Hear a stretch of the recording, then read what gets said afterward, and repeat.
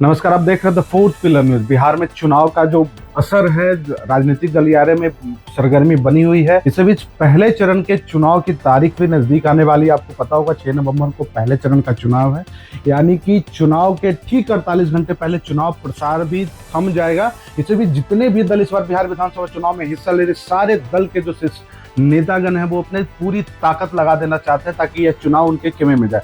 इसी बीच जनशक्ति जनता दल के नेता तेज प्रताप यादव का एक हालिया समाचार आया है।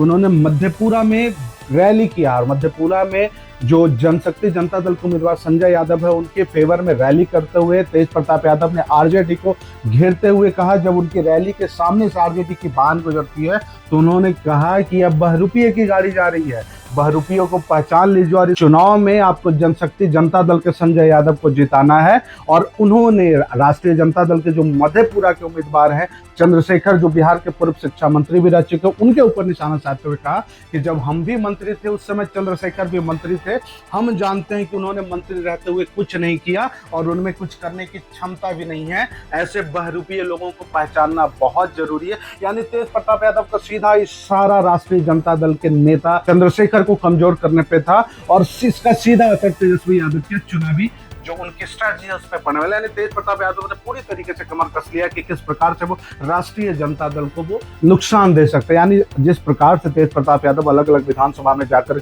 चुनावी रैलियां कर रहे हैं, जनसभाएं आयोजित कर रहे हैं, तेज प्रताप यादव ने चंद्रशेखर के बारे में यह भी कहा कि चंद्रशेखर ने आज तक समाज हित में कुछ नहीं किया है, बस गलत बयानों के वजह से वो सुर्खियों में रहते हैं और ना ही चंद्रशेखर में इतनी क्षमता है कि वो कुछ कर सकते हैं। वो मंत्री रहते हुए भी क्या कुछ कर रहे थे मैं भली भांति जानता हूं, क्योंकि उस समय तेज प्रताप यादव भी मंत्रिमंडल में थे। यानी तेज प्रताप यादव का सीधा इशारा है कि राष्ट्रीय जनता दल के जो मधेपुरा विधानसभा के उम्मीदवार है चंद्रशेखर, वो किसी लायक नहीं है, वो योग्य उम्मीदवार नहीं है।